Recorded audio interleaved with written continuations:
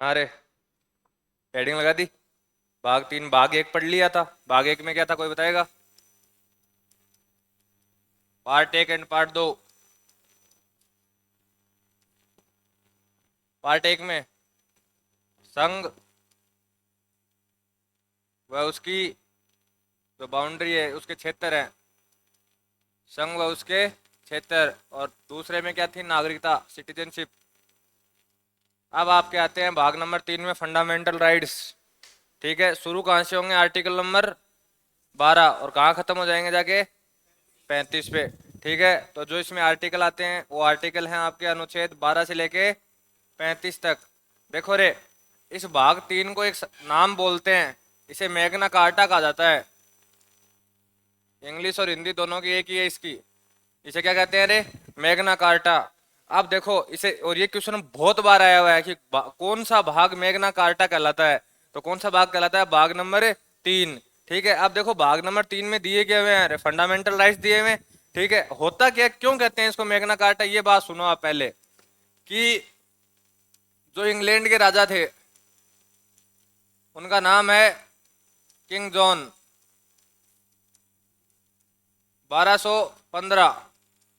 ठीक है, उन्होंने पहली बार एक प्रपत्र जारी किया था, एक लेटर जारी किया था, जिसमें व्यक्तियों के लिए मौलिक अधिकार की लिखित प्रमाण मिलते हैं। ठीक है, तो उस भाग को क्या कहा गया था? मैग्ना कार्टा कहा गया था। इसी तरीके से अपने कौन से भाग में मौलिक अधिकार मिलते हैं? भाग नंबर तीन में। ठीक है, उन्होंने एक लेटर जारी किया जिसमें क्या थे? फंडामेंटल राइट्स थे। उसको क्या संधि दे दी गई? मैग्ना कार्टा कह दिया गया। अपने संविधान के भाग नंबर तीन में क्या मिलते हैं अपने को? फंडामेंटल राइट्स मिलते हैं। इसी कारण भाग नंबर तीन को अपन क्या कह देते हैं? Magna carta. ये इसकी है परिभाषा। ध्यान रखना रे, ये शब्द अब तक कम से कम आपकी एसएससी की अकेली बात कर लू ना तो 20 बार एग्जाम में आ गया है। आपकी एसएससी की अकेली एग्जाम की बात कर लें तो 20 बार है एग्जाम में कि कौन सा भाग मैग्ना कार्टा कहलाता है। या बोल देंगे कि भाग नंबर तीन को कौन से शब्द के द्वारा सूचित किया जाता है। तो कौन से शब्द से करते हैं रे? मैग्ना कार्टा से। अब आर्टिकल नंबर आता है 12। देखो रे, 12, 13 और 14, यहां से तो मौलिक अधिकार शुरू हो जाएंगे। 14 से तो समता का अधिकार आ जाएगा, समानता का अधिकार, इक्वलिटी का जो राइट्स है वो आ जाएगा आपका। लेकिन ये 12, 13 और 14 यदि ये समझ लिए ना तो फंडामेंटल राइट्स में कहीं दिक्कत नहीं आने वाली है। अभी बोल देता हूं, 12 तो है ना, 12 आपका 152 तक पीछा नहीं छोड़ेगा।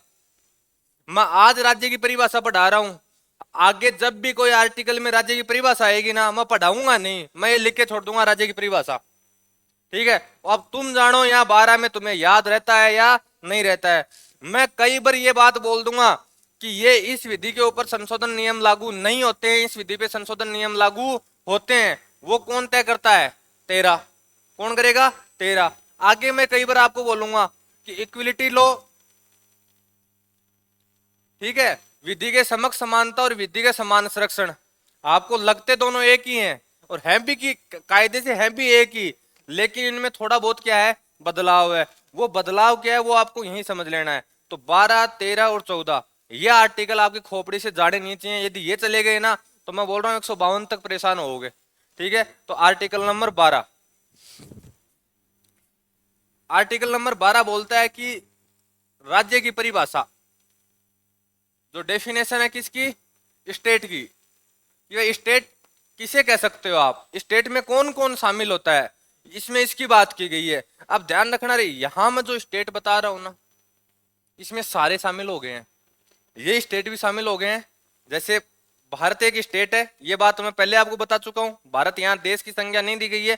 भारत को यहाँ क्या माना जाता है रे? पॉलिटिकल में स्टेट मानते हैं। तो स्टेट में आएगा कौन कौन? पहले आ जाएगा संघ। अब संघ आया तो संघ की विधायिका एंड कार्यपालिका, लेजिस्लेचर एंड एग्जीक्यूटिव, किसकी रे? सेंट्रल गवर्नमेंट की। किसकी आ गई है? सेंट्रल गवर्नमेंट की। अब जब सेंट्रल गवर्नमेंट की आ गई तो साथ में किसकी आ जाएंगी? राज्यों की। और उन्हें क्या बोलते हैं अपन? विधानमंडल। विधानमंडल में कई जगह तो आपको अकेली क्या मिलेगी? विधानसभा, जिसको आप क्या बोलते हो? विधायिका। क्या विधायिका में केवल अकेली यही आती है रे? अब पीछे वाला गायब होने लग गया है तुम्हारे। क्या विधायिका में अकेली विधानसभा ही आती है? स्टेट में विधान परिषद भी आती है। कितने राज्यों में विधान परिषद है? काउंसिल कितने में है रे? 6 में। तो 6 राज्यों में क्या है? विधान परिषद भी है, जहां से एमएलसी चुन के आते हैं। ठीक है, यहाँ कौन बैठते हैं? एमएलए बैठते हैं। यहाँ कौन बैठते हैं? आपके एमएलसी बैठते हैं। इनके चुनाव कैसे होते हैं? इनडायरेक्ट। इनके चुनाव कैसे होते हैं रे? डायरेक्ट। इन पे अपन वोटिंग करते हैं, इन पे अपने को वोटिंग का अधिकार नहीं है। ये किसके सिमिलर सदन है? लोकसभा में, लोकसभा और राज्यसभा में, राज्यसभा के। ठीक है, जैसे राज्यसभा होती है वैसे कौन होती है? आपकी विधान परिषद होती है। ठीक है, अब देखो, राज्यों के विधानमंडल शामिल हो गए तो विधायिका शामिल हो जाएगी, तो साथ में कौन हो जाएगी रे? कार्यपालिका। मैं जिसको पूछूं एक बार वही बोलना। हाँ प्रिया, कार्यपालिका में कौन शामिल होता है?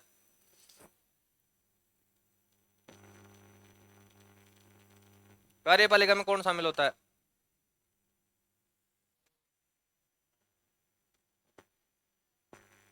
संसद आ जाएगी कार्यपालिका में। अरे ओए, तेरे को आता तो बता दे।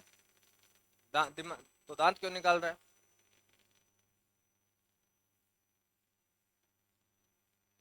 नगर पालिका। देखो रे, मैंने एक दिन पहले भी, जब मैंने पहली क्लास ली थी, तब मैंने विधायिका और कार्यपालिका को बहुत तरीके से समझाया था। ठीक है, विधायिका यानी पूरी से संघ की तो आ गई संसद, जिसमें लोकसभा, राज्यसभा और राष्ट्रपति शामिल हो गए हैं। और कार्यपालिका में मंत्री, या आप ये बोल सकते हो मंत्रिमंडल या परिषद, कैबिनेट मिनिस्टर एंड काउंसिल। ठीक है, ये किसके हिस्से होते हैं? केवल और केवल कार्यपालिका के हिस्से होते हैं। सेम कहानी यहाँ आ जाएगी। यदि जिस राज्य में विधानसभा है, ठीक है, लेजिस्लेचर है, तो अकेली विधायिका का हिस्सा रहेगी। ठीक है, यदि दोनों हैं तो दोनों किसका हिस्सा रहेंगे रे? विधायिका का हिस्सा रहेंगी। ठीक है, साथ में कौन शामिल हो जाएगा इनके?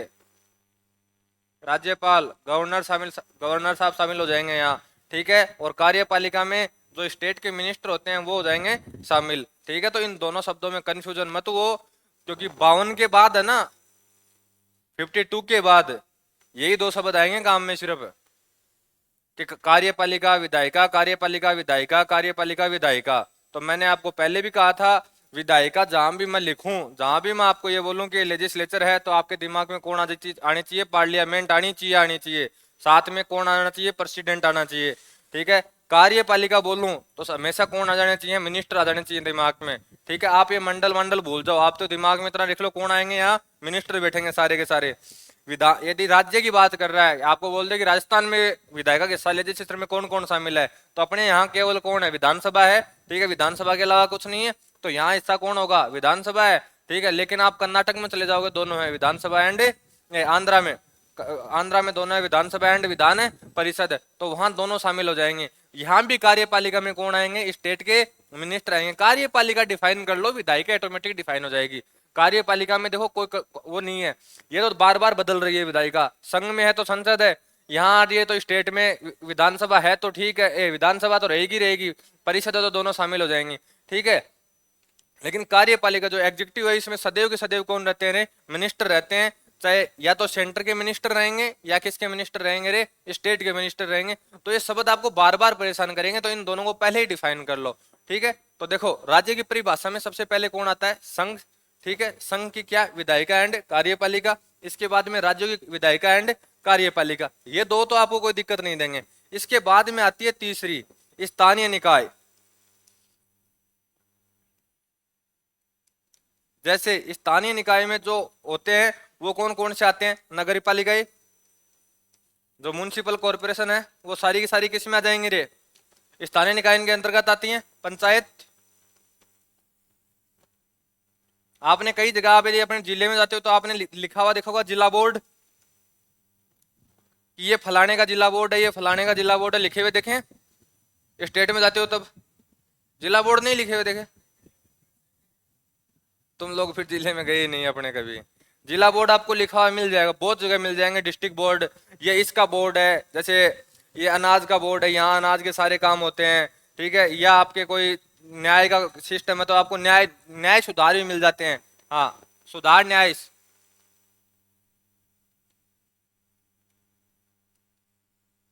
सुधार न्यास, सुधार न्यास होते हैं, रिफॉर्म ट्रस्ट होती है ना, रिफॉर्म ट्रस्ट, किसी चीज को से जब बच्चे सुधारने का काम नहीं किया जाता, वो रिफॉर्म ट्रस्ट के अंतर्गत आते हैं। तो ऐसा कार्य जो किसी सरकार के अंतर्गत किया जाता है, वो सारे के सारे किस में आ जाएंगे, आपके यहाँ आ जाएंगे। इसके अलावा गैर वैधानिक निकाय, वैधानिक निकाय कौन से होते हैं रे, या गैर संवैधानिक निकाय,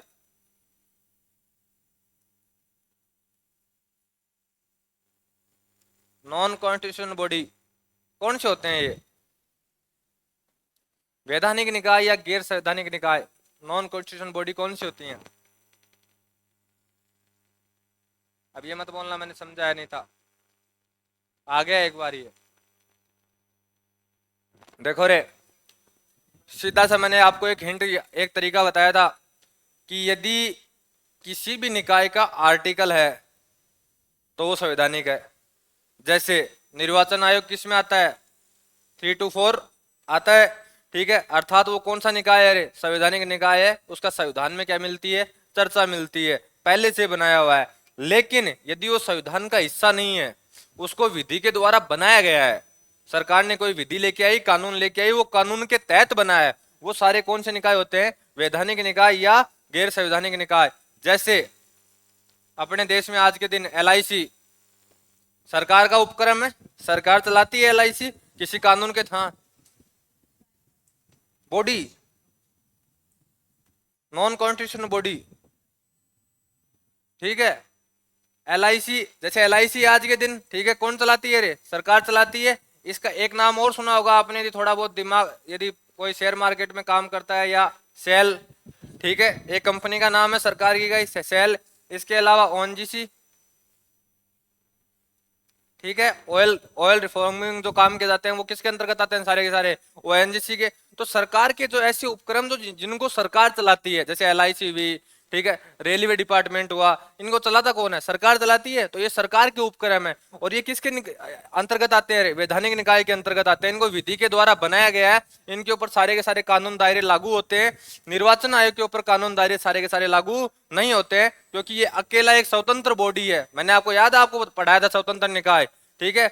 जैसे सुप्रीम कोर्ट है, स्वतंत्र बॉडी है, कोई उसके ऊपर विधि कानून लागू नहीं है, ठीक है, वो सर्वोपरि है। निर्वाचन आयोग क्या है, स्वतंत्र बॉडी के अंतर्गत आती है, ये इंडिपेंडेंट बॉडी है, ये अपने कार्य क्या करेगी रे, खुद करेगी, सरकार इनके ऊपर दबाव नहीं बना सकती। इसी कारण इनको किस में डाला गया, आपको संवैधानिक निकायों में डाला गया, कॉन्स्टिट्यूशन बॉडी में डाला गया, कि सरकार इनको अपनी मर्जी से कार्य नहीं करवाए, ठीक है।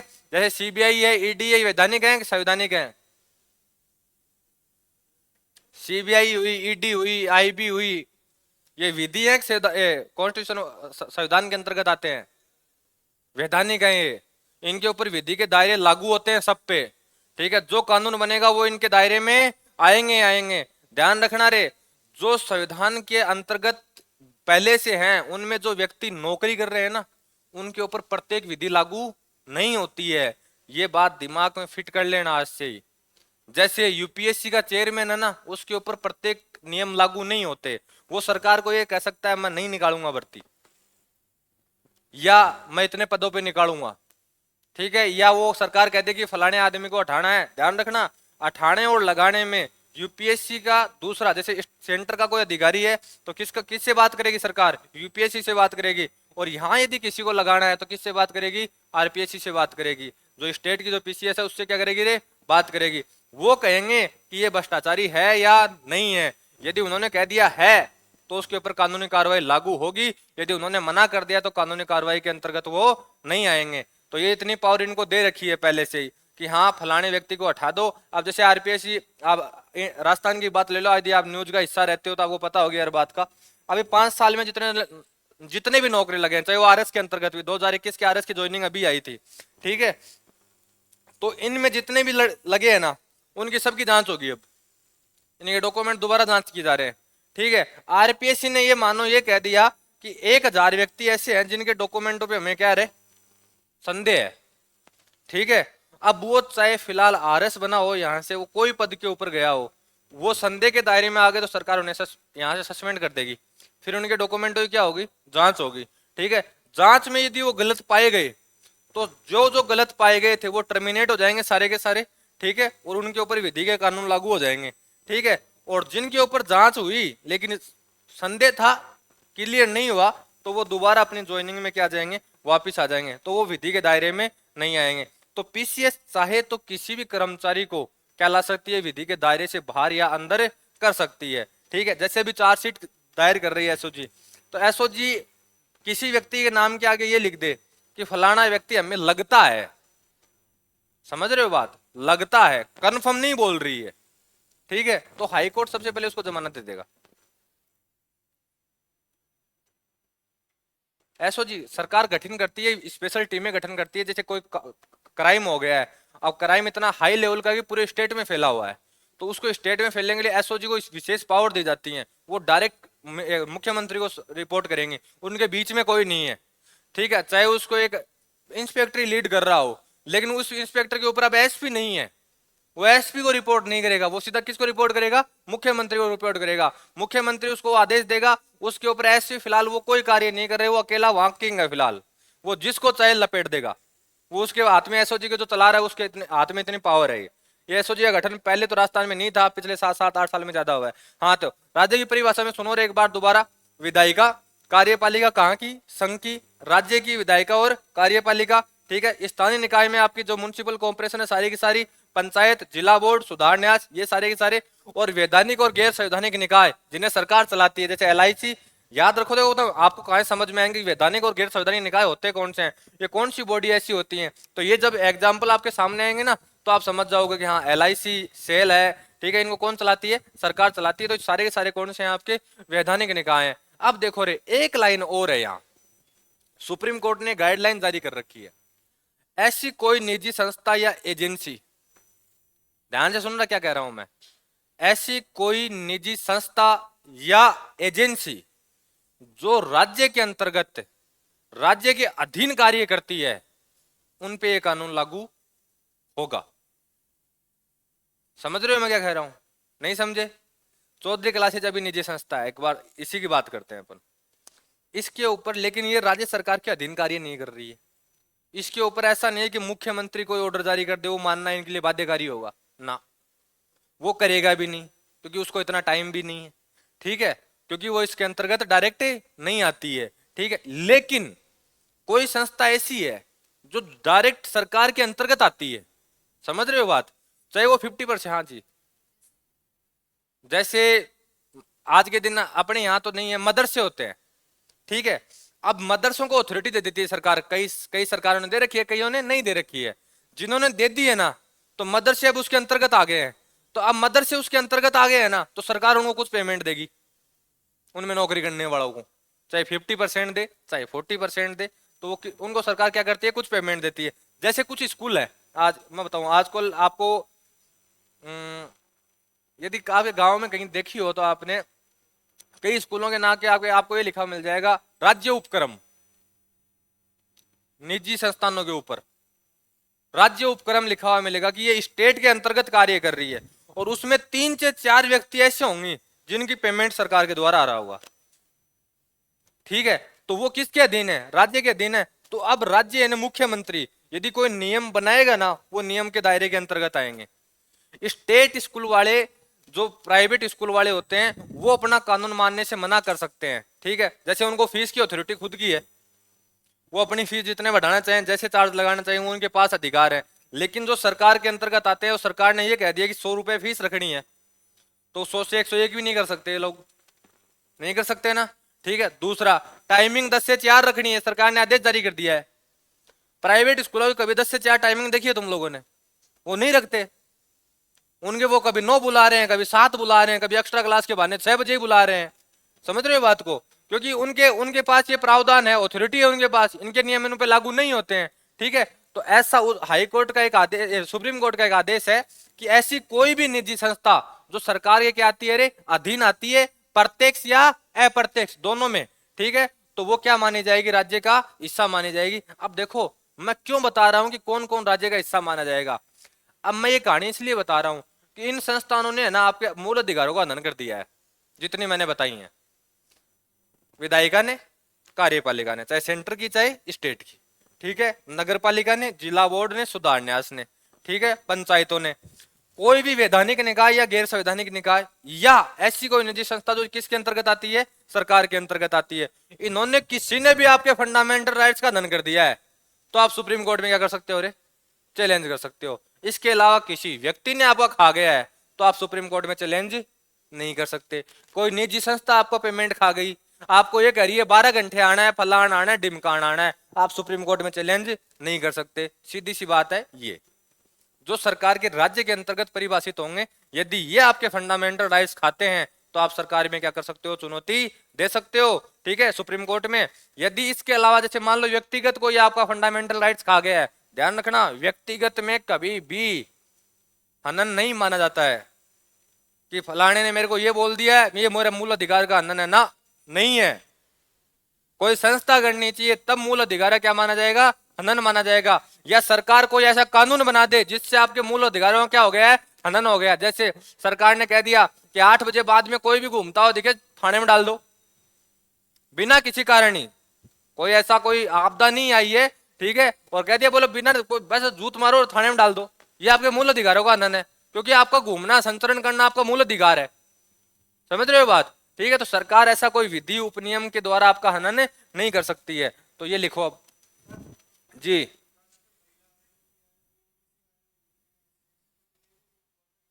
हाँ, ये वैधानिक है, कुछ वैधानिक है कुछ संवैधानिक है। जैसे ओबीसी आज के दिन संवैधानिक है, महिला आयोग संवैधानिक है, संपत्ति का अधिकार वैधानिक है। फंडामेंटल राइट्स तो हटा दिया ना, 300 क्या में, 300 ए में डाल रखा है उसको। तो 300 देखो मैं बताऊं रे, जो भी अधिकार 12 से 35 के बाहर है वो सारे के सारे वैधानिक है, जो इनके अंतर्गत है वो सारे के सारे संवैधानिक है, सारे के सारे। इनका हनन होता है तो सुप्रीम कोर्ट में भाग जाओगे, ठीक है। इसके अलावा किसी का भी हनन हो तो सुप्रीम कोर्ट में नहीं जा सकते, आपको हाई कोर्ट जाना पड़ेगा। फिर इसमें हाईकोर्ट की पावर ज्यादा है, ध्यान रखना रे। मूल अधिकार के मामले में पावर सबसे ज्यादा हाईकोर्ट के पास होती है, सुप्रीम कोर्ट के पास पावर 0 होती है। मैं वो आपको लास्ट में समझाऊंगा कैसे होती है। सुप्रीम कोर्ट में जा सकते हो, लेकिन यदि पावर आगे हाईकोर्ट और दोनों रिट जारी करते हैं, ये किसी व्यक्ति को पेश करने के लिए, किसी को निष्क्रिय करने के लिए या सक्रिय करने के लिए, तो उस मामले में पावर सुप्रीम कोर्ट के पास, हाई कोर्ट के पास ज्यादा होती है। वो आपको मैं बताऊंगा कैसे होती है। उनके पास एक आर्टिकल की पावर है खतरनाक, वो हाई कोर्ट के, सुप्रीम कोर्ट के पास नहीं है। कोई बता सकता है वो आर्टिकल कौन सा है? हाईकोर्ट का वो आर्टिकल जिससे हाईकोर्ट रिट जारी करता है, 226। और supreme court, supreme court, supreme court 32, only 32। संवैधानिक उपचारों का अधिकार, कहां घूम रहे हो रे? अब संवैधानिक उपचारों का,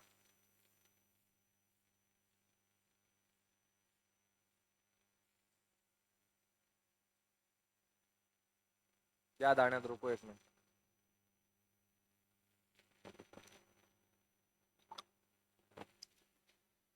एक बात बोल देता हूँ रे, एक क्वेश्चन डाला है आपके पेपर में, यहां से इसी स्लाइड से आपके पेपर तैयार हो गया लगभग पूरा। और उस पेपर को देखने के बाद मेरे को ये लग रहा है कि तुम लोगों में से 40 क्वेश्चन ही सही नहीं होने वाले। पॉलिटी में फिर भी कर दोगे, पॉलिटी फिर भी कर दोगे। फिजिक्स और केमिस्ट्री में तुम्हारी हवाई हवाई करवा दूंगा, वो गाना नहीं है हवाई हवाई, वो करवा दूंगा।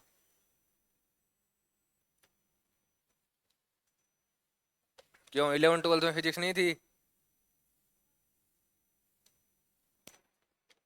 हाँ, लेकिन इतनी बात है रे पक्की, मेरे 900 से बाहर एक क्वेश्चन भी नहीं है, सिंगल क्वेश्चन नहीं है, सिंगल भी। और केमिस्ट्री का तो एक क्वेश्चन ऐसा है जिसको मैंने बार बार गाया है, लेकिन लैंग्वेज मेरे को ऐसी मिल गई है उसकी कि शायद ही कोई बच्चा सही कर पाएगा उसको, शायद ही। तुक्के मार के कर दो तो बात अलग है, मैं यहाँ पूछूंगा बता कारण, मैं बता दूंगा वो। नहीं, सही नहीं होना चाहिए, कारण ये नहीं है, यहाँ आप तुक्का मार के सही कर दो उसके कोई मतलब नहीं है। कारण बताओ, नोटिस जारी कर देंगे अपन। केमिस्ट्री पूरी है। पूरी कितनी है? जितना मैंने पढ़ाया है। नहीं, कल क्लास नहीं है। कल क्लास नहीं। जो एक्स्ट्रा क्लास में नहीं आए थे उनसे 10 क्वेश्चन तो नहीं होंगे केमिस्ट्री के, या उन्होंने यूट्यूब से नहीं लिए तो। अभी हिंट देता हूं आपको।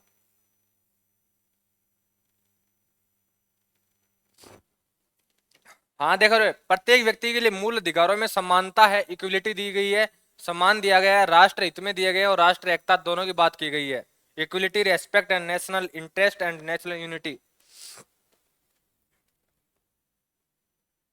आपको मूल अधिकारों में यही मिलेगा कि प्रत्येक व्यक्ति बराबर है, प्रत्येक व्यक्ति का सम्मान करना चाहिए, राष्ट्र हित में काम करना चाहिए, राष्ट्र एकता में काम करना चाहिए। आपको लगभग यही हिंट मिलेंगे सारे में।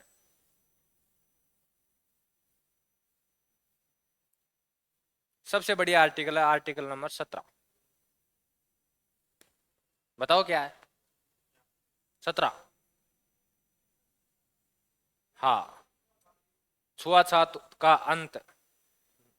Don't touch my body.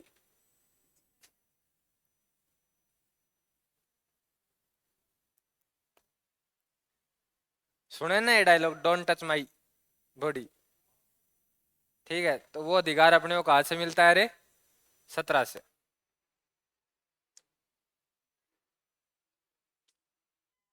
आपने अभी शायद ऐसा ऐसा कभी किसी ने देखा है कि सर, आप कई बार ये सोचते होंगे सर इस आर्टिकल की जरूरत ही क्यों पड़ी।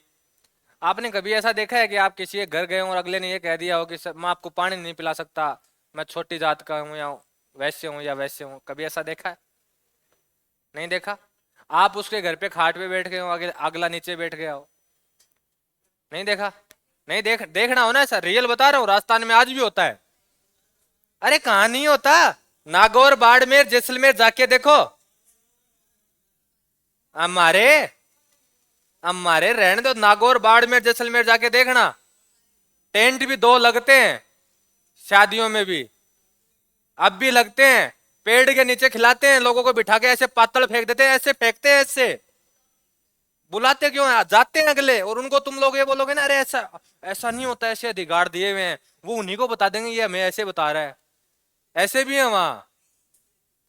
मैं तो जोधपुर में स्कूल चला रहा हूँ, इसलिए मेरे को पता है वहां कैसे कैसे कहानियां हैं। अपने वाले 1995 में आके सुधरे, उससे पहले अपने भी यही यही था। हाँ रे, लिख दिया। अनुच्छेद नंबर 12। देखो रे, सबसे बेहतरीन जो यहां से क्वेश्चन बनता है ना, कि ऐसा आर्टिकल बताओ जिसमें राज्य की परिभाषा को विस्तृत रूप से बताया गया। वो कौन सा आर्टिकल आपका? 12। जिसमें कि राज्य में शामिल कौन कौन होगा। तो इसके अनुसार निम्नलिखित में शामिल है संघ की विधायिका कार्यपालिका, राज्यों की विधायिका कार्यपालिका, सार्वजनिक क्षेत्र के उपक्रम। उसमें कौन कौन आते हैं रे? नगर पालिकाएं, पंचायत, जिला बोर्ड एंड सुधार न्यास। ठीक है, ये आते हैं इसके अंतर्गत।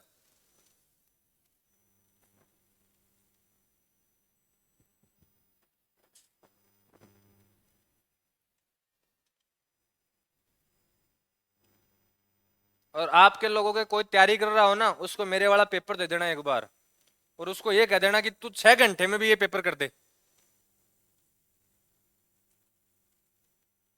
और दूसरा, मैं भाई उसमें मैं एक चीज और डाल रहा हूं, कौन सी एग्जाम में आया है उस एग्जाम का नाम आपको आगे मिलेगा, कौन सी ईयर में आया वो आपको आगे मिलेगा। ये नहीं कह सकते बोले सर ने है ना मैं बहुत हार्ड पेपर दे दिया अपने आप को सही साबित करने के चक्कर में ना।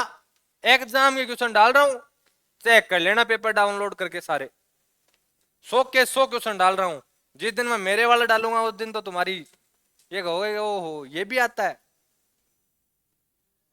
हाँ, कुछ ऑप्शन जरूर चेंज कर रहा हूं मैं मेरे हिसाब से।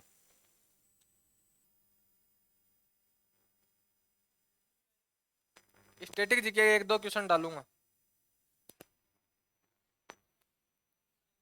हम्म। नहीं, अभी तो नहीं आई। तो उसमें इंग्लिश मेरे को समझ में नहीं आ रही, उसमें आपको इंग्लिश चाहिए क्या?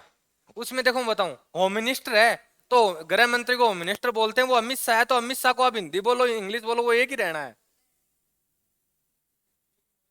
उसमें कोई इलाज नहीं है। प्रधानमंत्री को प्राइम मिनिस्टर बोलते हैं तो वो नरेंद्र मोदी चल रहे हैं 2014 से 29 तक उन्होंने।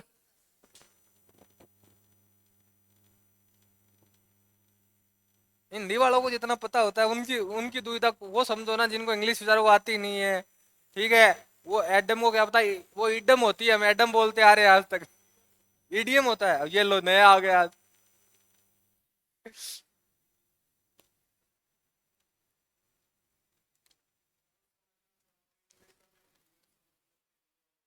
अरे वो तो कोई बड़ी बात नहीं है। Legislature and executive, union and state.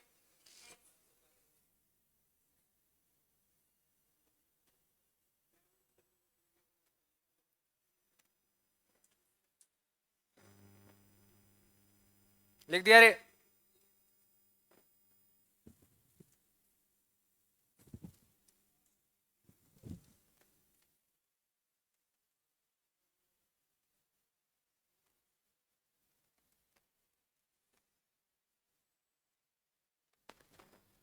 देखो, अन्य सभी निकाय अर्थात वैधानिक और गैर संवैधानिक निकाय जैसे एलआईसी, ओएनजीसी, सेल। ठीक है। यहाँ आप बहुत है एससीसी के नाम से यानी इतने डिपार्टमेंट है कि एक स्लाइड पूरी भर जाएगी। ठीक है। इसमें शामिल इकाइयों के कार्यों को अदालत में तब चुनौती ध्यान रखना, इनके कार्यों में आप चुनौती तभी दे सकते हो जब आप क्या हनन हो गया हो रे, मूल अधिकारों का हनन हो गया हो। और जो हाई कोर्ट सुप्रीम कोर्ट का फैसला है वो ये रहा कि उच्चतम न्यायालय के अनुसार कोई निजी इकाई, ठीक है, कोई निजी यूनिट है, प्राइवेट यूनिट है और यह एजेंसी है जो बतौर राज्य संस्था काम कर रही है, उसको राज्य ने अथॉरिटी दे दी है। जैसे मैं आपको एक बात और बताऊं रे, कई बार कुछ इकाइयों को 5 साल के लिए कह देते हैं कि ये सरकार के अंतर्गत कार्य करेगी। ठीक है। तो उस 5 साल के लिए वो किसकी संस्था हो गई है, राज्य की संस्था मानी जाएगी। तो ऐसे में यदि कोई हनन होता है तो वो राज्य के अंतर्गत मानी जाएगी।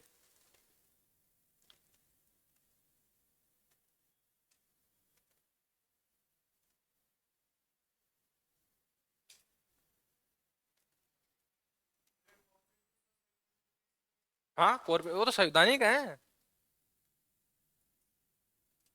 कौन से के तहत कॉर्पोरेटिव सोसाइटी को संवैधानिक दर्जा दिया गया था? संशोधन। कौन सा अमेंडमेंट है जिसके तहत कॉर्पोरेट सोसाइटी को संवैधानिक दर्जा दिया गया था, उन्हें संविधान के अंतर्गत शामिल किया गया था? विच पार्ट, कौन से पार्ट के अंतर्गत आती हैं? शेड्यूल कौन सी है? राइट। शेड्यूल है ही नहीं इनकी कोई। 11 में पंचायत है और 12 में नगर पालिकाएं हैं। इनकी शेड्यूल है ही नहीं कोई। शेड्यूल है ही नहीं, मैं भी तो बोल रहा हूं। पार्ट है 9B।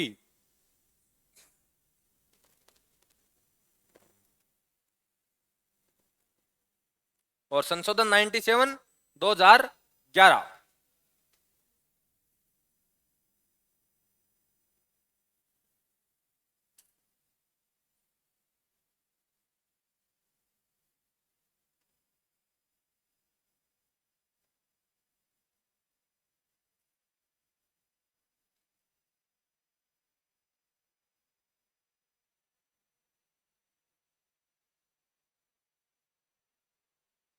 वो कल मैं आपको एक वो बात बता रहा था ना, ज्ञान दे रहा था तो बाबू वाली बात आ गई थी। कल यूट्यूब पे उसमें कमेंट बहुत आ रहे थे, बोले सर ऐसा हमारे साथ होता है, जब हम बाबू की आंखों में देखते हैं तो पढ़ाई गायब हो जाती है।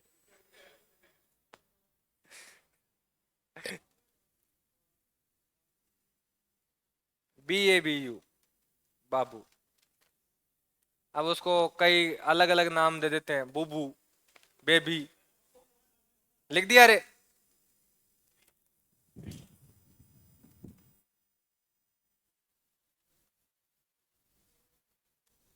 एक 1.5 साल इनसे बच जाओगे तो बढ़िया है, नहीं फिर ऐसा बाबू मिलेगा जो तुम लोगों ने कल्पना नहीं की होगी। राजस्थान सरकार तो लड़कों को लपेटने में लगी हुई है कल से। 50% आरक्षण थर्ड ग्रेड, वैसे कायदे से सही है वो, मैं सही मानता हूँ उसको। मैं इसलिए मानता हूँ कि 8वीं क्लास तक के बच्चे जो पहली दूसरी के आते हैं उसको अपने जैसे नहीं पढ़ा सकते, अपने से वो ज्यादा च्या प्या करता है तो अपने आती है हाथ से, और वो उनको पहला पुल्ला के बिठा देते हैं, बैठ जा बैठ जा बैठ जा। उसके बाद वालों में ऐसा नहीं है, सिर्फ थर्ड ग्रेड भर्ती में अप्लाई हुआ है ये, ओनली थर्ड ग्रेड में, और इसके अलावा किसी में नहीं हुआ।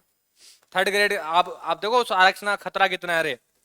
यदि 100 भर्तियां आती है ना, 100 भर्तियों में जनरल के पास 15 भर्तियां, ओबीसी के पास 8 + 15, ठीक है, इसके पास ईडब्ल्यूएस के पास कितनी हो गई, 10, 10 से 5 15, 10 + 15 = 25, ये लड़कों की पोस्टें बची हैं। अब ये आप ये सोच रहे हो ना 15 कहाँ से आ रहा है बार बार, ये जनरल कैटेगरी वाले जोड़ रहा हूँ। एक्चुअल भर्तियां 15, 8, 10, इसके अलावा जितनी भी SC ST के लगभग पोस्टें बचेंगी, एक में बचेंगे 13, एक में बचेंगे 14, इसके बाद जितनी भी बच गई ना वो सारी लड़कियों की है। और उनमें ओरिजेंटल आरक्षण और आएगा। अभी तो ओरिजेंटल आरक्षण आता है, समझते हो, डिवोर्स कोटे वाली, विधवा कोटे वाली, वो और खा जाएंगे। तो जो 100 पोस्टें है ना एक्चुअल, जैसे मान लो किसी भर्ती में 100 पोस्टें आई, तो 100 पोस्टों में से लड़कों के लिए पोस्टें बची है 40, ओरिजेंटल आरक्षण नहीं खाया जाएगा। अच्छा 13 आ गया क्या आर्टिकल है, वो तो अलग कोटा होता है, उसमें तो उसमें तो कोई कोटा कटौती कर ही नहीं सकता। आर्टिकल नंबर 13 देखो रे, 13 आर्टिकल कहता है कि सरकार, इसमें दो हैं, 13(1), 13(2), 13(3) और 13(4), सब डिवीजन है 13(1), 13(2), 13(3) और 13(4).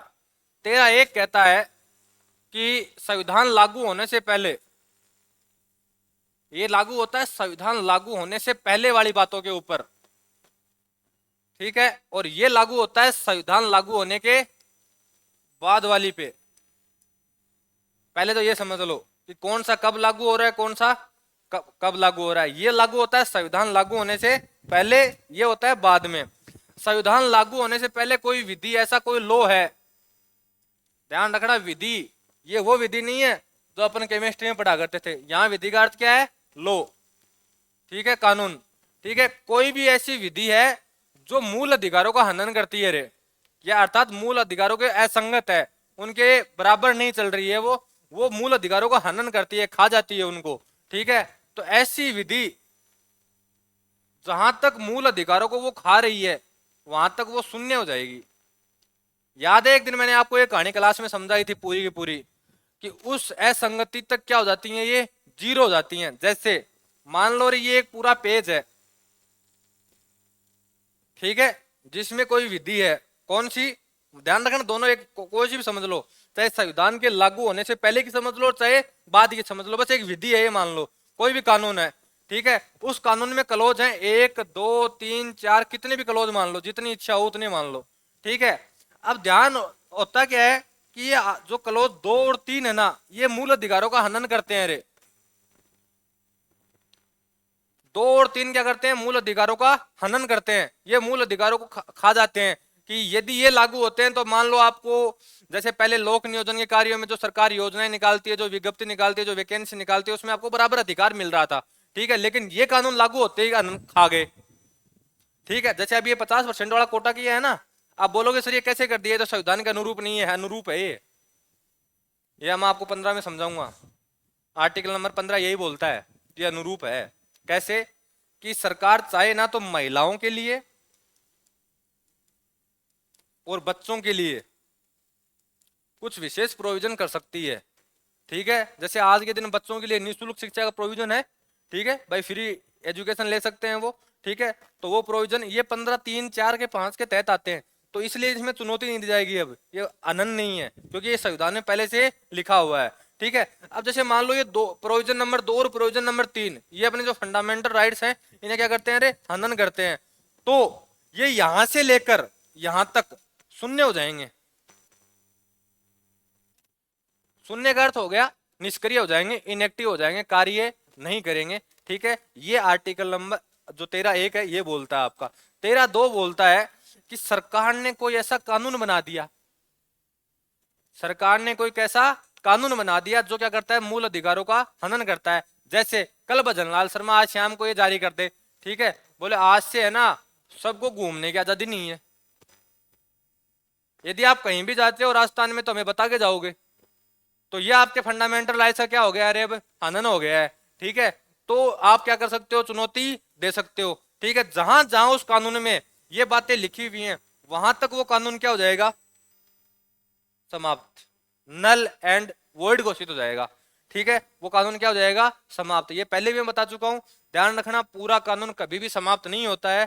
कानून के वो ही प्रोविजन समाप्त होते हैं जो मूल अधिकारों का क्या कर रहे हो, हनन कर रहे हो। जैसे 1, 4, 5 किसी प्रकार का कोई हनन नहीं कर रहे हैं तो ये लागू रहेंगे, प्रोविजन 1, प्रोविजन 4 एंड प्रोविजन 5 ये लागू रहेंगे, प्रोविजन 2 और 3 हट जाएंगे, केवल ये दोनों ही हटेंगे, इसके अलावा कोई भी प्रोविजन यहां से नहीं हटेगा। ठीक है, और अब देखो आर्टिकल नंबर, ये संविधान से पहले वाले कानूनों पे, ये संविधान के सरकार जो बना रही है उन कानूनों पे। अब 13(3) ये कहता है कि लो है कौन कौन से, ये भी बता दो हमें भाई, हम किसे कानून माने। ठीक है भाई, ये भी तो मानना जरूरी नहीं, आप किसको कानून बोल सकते हो। ठीक है, तो इसमें विधि को परिभाषित किया गया है कि लॉ की डेफिनेशन है कि लॉ क्या चीज है। तो विधि में देखो कौन कौन शामिल होता है। अरे अब एक बार मेरे को बताओ, विधि में शामिल कौन कौन से होंगे, दिमाग लगाओ, कौन कौन विधि के अंतर्गत आ सकता है, कौन कौन कानून का दायरा बन सकता है।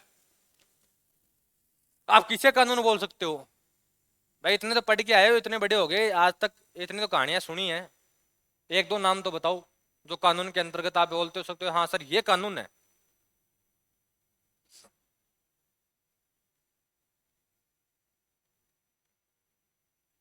सरकारें कोई भी एक्ट जारी कर दे, देखो आप सुनते जाओ, सरकारें बोल रहा हूं तो सरकारें कौन कौन हो सकती हैं, केंद्र और राज्य। ठीक है, दोनों शामिल हो गए हैं। कोई भी गवर्नमेंट कोई एक्ट जारी कर दे, ठीक है, वो क्या है रे, कानून है। क्या है वो, कानून है। एक आप पढ़ोगे, राज्यपाल और राष्ट्रपति अध्यादेश जारी करते हैं ना, वो भी किसके अंतर्गत आते हैं रे, कानून के अंतर्गत आते हैं। इसके अलावा कोई उपनियम बना दिया, कोई सब रूल बना दिया किसी का, वो किसके अंतर्गत आएगा, विधि के अंतर्गत आएगा। ठीक है, कोई विधेयक लेके आ गए, वो किसके अंतर्गत आएगा रे, इसके अंतर्गत आएगा। तो कौन कौन से आ गए, अधिनियम आ गए सारे के सारे, इसके बाद में जो एक्ट है वो आ गए अध्यादेश, ये सारे के सारे किसके अंतर्गत आ गए रे, नियम के अंतर्गत आ गए। ऐसी कोई प्रथा जो कानून की शक्ति रखती है, जैसे हिंदू एक्ट में एक बात कही गई है कि एक व्यक्ति एक ही शादी कर सकता है, तो ये कानून है, ये प्रथा है। वैसे तो कायदे से तो पहले से चलती आ रही, तो क्या है, प्रथा है। ठीक है, लेकिन क्या किसका अधिकार रखती है, शक्ति रखती है कानून की। मुस्लिम में क्या है कि एक व्यक्ति जितनी चाहे उतनी शादी कर सकता है, एक टाइम पे कैसे, हाँ वाइफ हो तो भी कर सकता है, दूसरी है तो भी, तीसरी है तो भी, चौथी है तो भी ना। वाइफ हिंदुओं में कर सकते हो, करने का प्रोविजन है, लेकिन उसमें 2-3 बातें हैं। कैसे, जैसे पहले वाले लुगाई ये कहते बोले कर ले, मेरे कोई दिक्कत है कुन्नी, जना कर ले।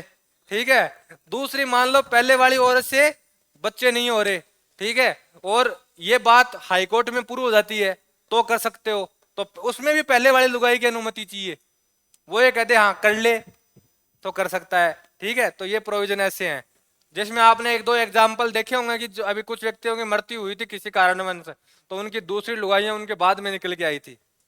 एग्जाम्पल समझ गए होंगे, हाँ ठीक, ओके। तो ऐसी को, तो ये सारे के सारे क्या है रे, आपके विधि हैं, और इसको परिभाषित किसके अंतर्गत किया गया है, 13(3) में। अब 13(4) है ना, ये जोड़ा गया था रे, ये पहले नहीं था, ये जोड़ा गया था, ये जोड़ा गया 24वें संविधान संशोधन से। ठीक है, और ये जोड़ते हैं 1971 में। अब मैं कारण बताऊं ये जोड़ने का कारण क्यों हुआ। इस टाइम पे मुख्यमंत्री प्रधानमंत्री कौन था, इंदिरा गांधी। और मैंने आपको बहुत बार कहा है, इंदिरा गांधी और सुप्रीम कोर्ट की लड़ाई बहुत चली है। ठीक है, अब इंदिरा गांधी को लगा बोले यार ये बार बार परेशान करेगा ये आर्टिकल, कौन सा, 13(2). 13(2) क्या कहता है, सरकार ने कोई भी ऐसा कानून बना दिया है, ठीक है, कुछ भी कर दिया है जो मूल अधिकारों को क्या करता है, हनन करता है, ठीक है, तो वो नल एंड वॉइड घोषित कर दिया जाएगा, सीधी सी बात है। अब बोला यार इसका तोड़ निकालना पड़ेगा, तो इन्होंने 13(4) आर्टिकल जोड़ा और उसमें ये लिख दिया कि जो ये 13(2) है ना, ये केवल और केवल जो सरकार सरल कानून बनाती है ना, सामान्य कानून जो जनरल लॉ है, उन्हीं पे लागू होता है। यदि हम किसी प्रकार का संशोधन कर दें, अमेंडमेंट कर दिया हमने, संशोधन कर दिया, उस पे लागू नहीं होगा। समझ गए क्या क्या बात बोली इन्होंने? 13(4) कहता है कि जो सामान्य कानून है, ठीक है, जो जनरल एक्ट पास हो रहे हैं, ठीक है, जैसे शिक्षा का एक्ट पास हो गया और पास हो गए, ठीक है, जिसमें किसी प्रकार का संशोधन नहीं किया जा रहा है, कोई आर्टिकल नहीं जोड़ा जा रहा है, कोई आर्टिकल को हटाया नहीं जा रहा है, ठीक है, कोई शेड्यूल नहीं जोड़ी जा रही है, कोई पार्ट नहीं जोड़ा जा रहा है, ठीक है, तब तक ये सामान्य ये कानून लागू रहेगा 13(2) तक, ठीक है। लेकिन यदि आपने संशोधन कर दिया है, हमने संशोधन कर दिया कि हमने क्या कर दिया कि 13(2) को खा रहे हैं, हम तो 13(2) को खा रहे हैं, ठीक है, तो ये संशोधन के ये दायरे में नहीं आएगा संशोधन इसके कि हाँ ये नल एंड वॉइड घोषित हो जाए। तो सुप्रीम कोर्ट को लगा, बोले यार इन्होंने गलत कर दिया ये काम, अब इनके पास शक्ति क्या हो गई है, ज्यादा हो गई है, ये तो क्या कर देंगे, संशोधन के नाम पे कुछ भी कर देंगे और उसको नल एंड वॉइड घोषित करने नहीं देंगे, क्योंकि ताकत कौन देता है, 13(2), ताकत कौन दे रहा है, 13(2), ठीक है। तो सुप्रीम कोर्ट ने एक शब्द जोड़ दिया नीचे, बोले हाँ संशोधन कर सकते हो, इसके दायरे में भी नहीं आएगा, लेकिन ध्यान रखना मूल ढांचा प्रभावित नहीं होना चाहिए, जो मेन फ्रेम है कॉन्स्टिट्यूशन की वो प्रभावित नहीं होनी चाहिए, तब जाके ये डटे थे।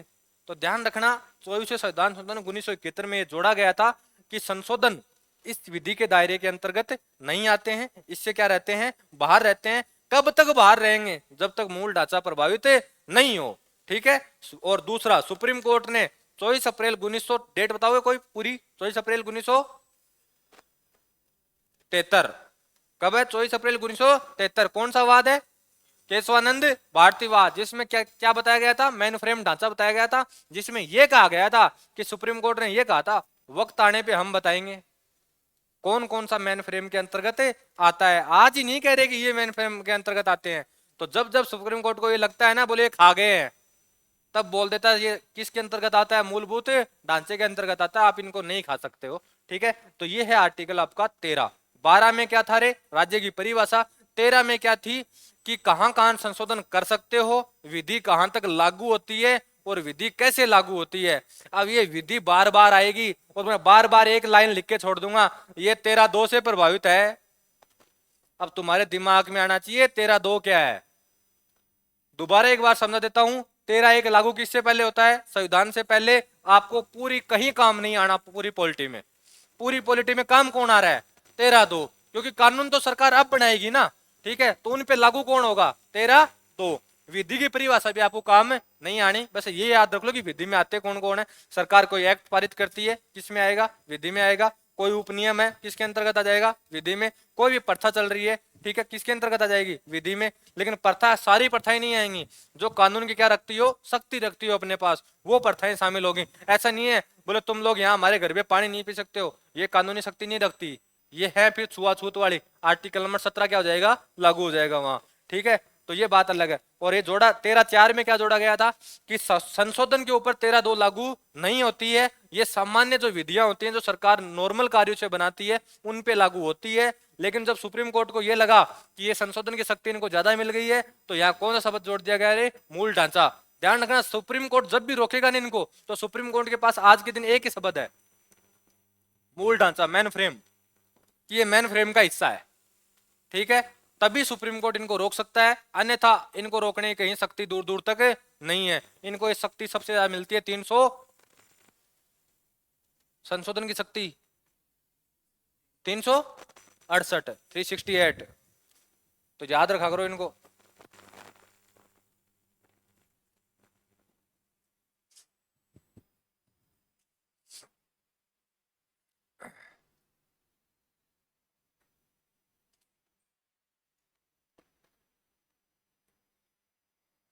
ऐसी विधि जो मूल अधिकारी, अरे अधिकारी नहीं है,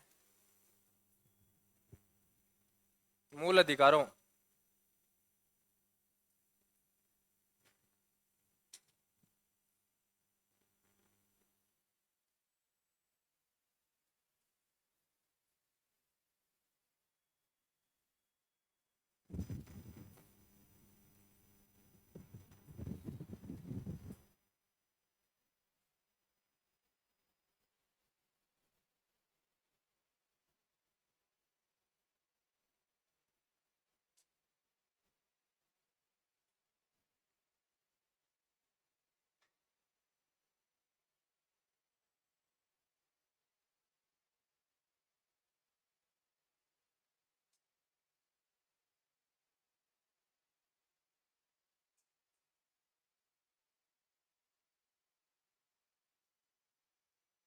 इंग्लिश मीडियम वालों, तुम्हारी इंग्लिश गलत है इसकी। यहाँ लिखो फंडामेंटल राइट्स।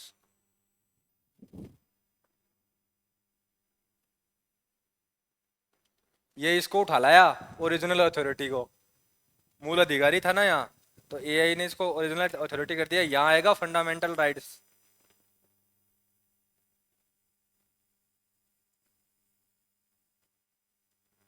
और एक यहाँ आएगा फंडामेंटल राइट्स।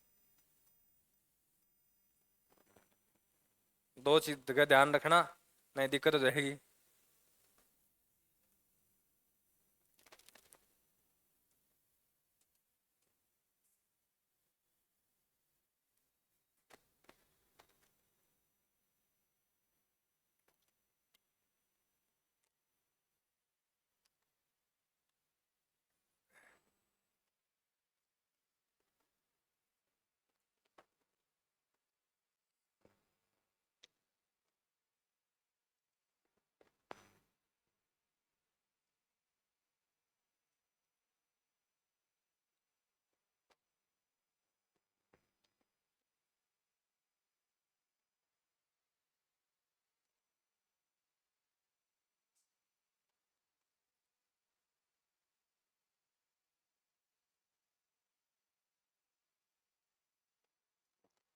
ये तेरा 3 आगे वाली स्लाइड में है, इसमें से इतनी लाइन आगे विधि कौन कौन सी होंगी वो आगे आएगा।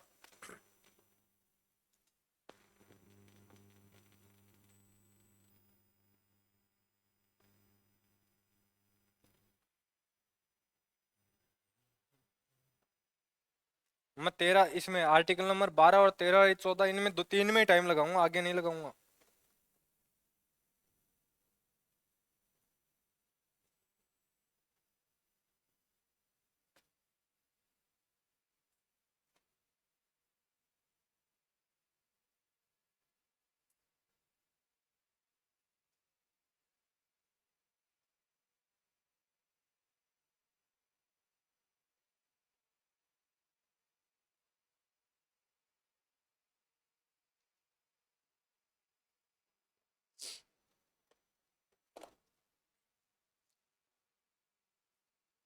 बारह से लेके 35 तक आपके आर्टिकल्स के क्वेश्चन सब सर्वाधिक आते हैं, ये भी बता देता हूँ अभी। इसके बाद में जो आर्टिकल के क्वेश्चन आएंगे वो आपके आएंगे जैसे 79, 80, 81, 81 कौन कौन से इनमें? 79 में पार्लियामेंट, 80 में राज्यसभा और 81 में लोकसभा। तुम लोग क्या है, मेरी सुनी हुई बातें याद नहीं रखते हो मेरे। मैं आपको एक बात और बता देता हूँ, मैंने कल तीन क्वेश्चन ऐसे डाले हैं जो आपकी या तो सीपीओ में आए या सीजीएल में आए, बड़ी एग्जामों में आए एसएससी के। मैंने लिखवाए नहीं थे लेकिन मैं बोल गया। मैंने लिखवाए नहीं थे लेकिन मैं बोल गया हूं। अब मेरे पास प्रूफ भी है, मैं यूट्यूब पे बोल दूंगा, उस वीडियो में देख लेना, मैं बोला था वहां। तो ये चीज ध्यान रख लेना।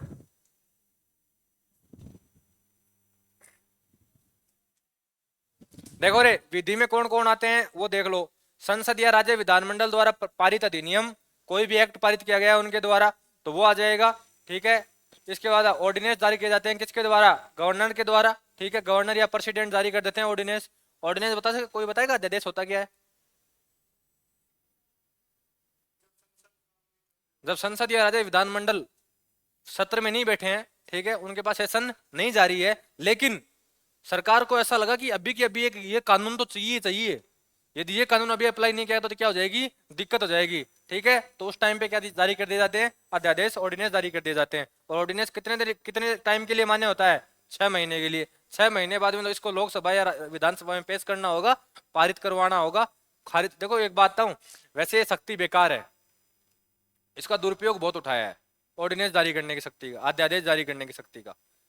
बिहार में है ना, बिहार में 6 साल तक, 6 साल नहीं सही 13 साल तक एक कानून जब विधानसभा में आए ना, तब तो पास होता नहीं है वो, तब तो दोबारा खारिज हो जाए। तो क्या करते थे? 6 महीने के लिए अध्यादेश जारी किया, 70 में आए, 1 महीने हट गया, जो ही 70 खारिज हुआ दोबारा जारी कर दिया। ऐसे करके एक कानून को इन लोगों ने 13 साल चलाया था। कानून का नाम मेरे को याद नहीं है, कानून देखना पड़ेगा, बिहार विधानमंडल का कार्य है ये, ठीक है, तो उन्होंने एक ऑर्डिनेंस को 13 साल तक चलाया हुआ है कंटिन्यू। पंजाब में 2.5 साल तक चलाया हुआ है। तो इसका विरोध फिर होने लग गया था, इसलिए आजकल थोड़ा सा इसके ऊपर इतना सरकारें करती नहीं है, क्योंकि आजकल लोग क्या समझदार भी होने लग गए थोड़े थोड़े। पहले समझदार नहीं थे कि सरकारें क्या कर रही हैं। हाँ देखो रे, कोई भी आदेश जारी कर दिया है, कोई भी विधि है, नियम है, उपनियम है, ठीक है, अधिसूचना है, जिसको कौन जारी कर दे? कार्यपालिका जारी कर दे।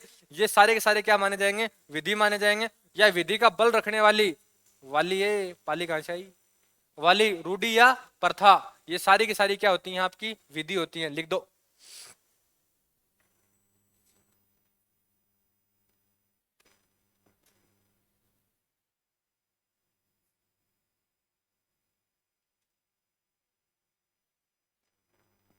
जल्दी लिखो, 13(4) भी लिखना है अपने को। 13 आर्टिकल पूरा करेंगे आज।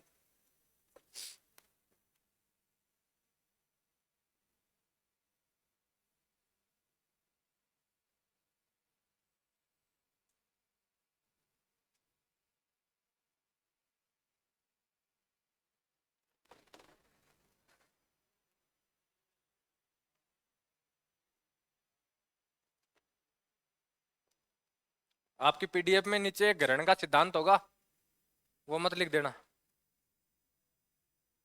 लिख दिया? Very good. मैंने पहले ही कहा था स्लाइड में जितना है उतना लिखो। ग्रहण का सिद्धांत अब आपके सिलेबस में है नहीं इतना।